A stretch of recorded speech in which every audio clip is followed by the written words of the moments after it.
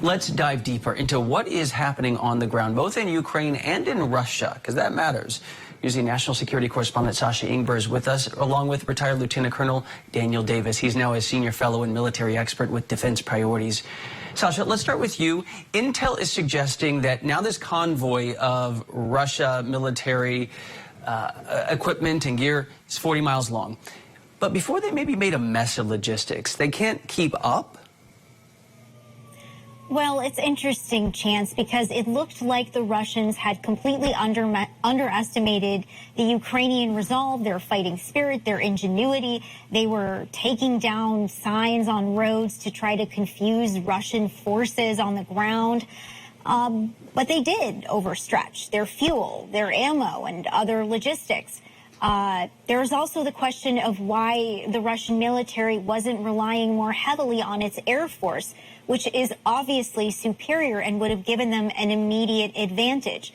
The thing, though, is because we're only on day 5 here, there are many who believe that Russia will be changing its tactics, using its battalion tactical groups in units with firepower, air power, you know, they're saying that this could get really ugly. Now, about 75% of what Putin has put toward this effort is now in the country, but we could see this evolving over time, so it's not like we can celebrate just yet. Let me pick up on that last point of it potentially getting ugly, because, Colonel, I asked you on Friday night, can the Ukrainian resistance wear down Russia eventually? And you warned of serious civilian bloodshed. But given what we saw the past few days, the financial, the cultural, the institutional, you know, even the physical resistance in some parts of Ukraine, are you reconsidering that? Oh, no, not in the least. As a matter of fact, I'm much more strong now than I was the last time we spoke, because all of the things that you mentioned there, those are all external issues that have to do, and in many cases, they won't even apply and won't even put any real pressure for weeks, if not months to come on the government. But in terms of what the military already has, they have all the things that they need on the ground, and they already had them pre-positioned before one troop ever crossed the border. So now then you see that the initial decision, which was in hindsight very foolish, that Russia thought they could go in on the cheap and just not, you know, destroy anything, maybe just kill a few people and scare them by and all these tanks come in, and they thought they would just surrender. Well, that clearly didn't happen, and many of them are now dead because they thought that.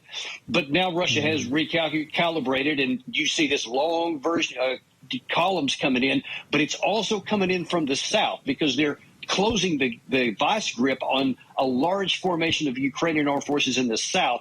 And if they close that in the next 24 to 48 hours, they could literally destroy that whole formation in place and then turn that to match the Russian forces can now come on Kiev from a different direction, in addition to that column coming in from the north, and there'll be very little that Ukraine can do to stop it.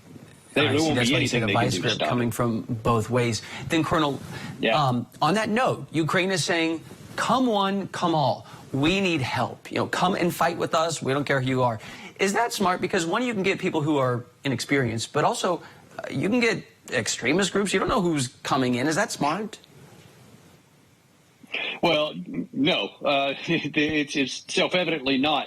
And look, the die is cast. I mean, you see that Russia hadn't even used their heavy artillery yet, the bulk of their rocket force, and they haven't used their air force except for just in small areas here and there. They have a large fighter and bomber air force, and if they bring that into coordination in a joint operation, I mean, they can literally just carve the country up. And anyone, especially somebody who's untrained, gets in the way of that. I mean, all they're going to do is die in large numbers, and they won't have any impact at all on the outcome. So I think that's a bad idea because it gives people the impression that if they come and fight, that somehow that they can save their country. And the fact is right now the numbers are just overwhelming, and they can't, and they need to do something different so that they don't throw away these lives for nothing.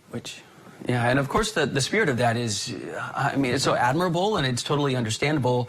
But Sasha, you know, much of the coverage, I'd say, has been triumphalist of like, look what the West, look what Ukraine can do. And that, you know, that has certain aspects that are true. Putin, though, if he has this whole other plan, they're reorganizing, they're going to get in there. Is this going so poorly for Putin and his oligarchs at this moment that is it in the realm of possibility he would find himself out of power? Well, it's an interesting question. Just over the weekend, according to the Financial Times, 2 oligarchs, including Oleg Deripaska, who has been sanctioned by the U.S. and saw his own home here in D.C. raided by the FBI last year, have actually come out calling for an end to this war. And I also spoke with a former intelligence officer about his expertise on Russia, and he said that the protests that we're seeing in Russia, that resolve could be significant. That we're already seeing suggestions of cracks in the leadership on display in Putin's own Security Council meeting. Obviously, the country is going to be experiencing major economic hardship. It's turning into a pariah state. And even China has sort of distanced itself, even though it has those close relations with Russia, saying that all parties need to exercise restraint. So certainly it is within the realm of possibility that Putin and his reign is starting to decline. Oh, wow. Okay. Yeah, we were just showing video of him sitting at the end of this long table. He's like 30 yards away from everybody else, and you wonder how connected is he to this fight and to reality. Sasha Ingber and retired Lieutenant Colonel Daniel Davis, we appreciate it. Thank you, guys.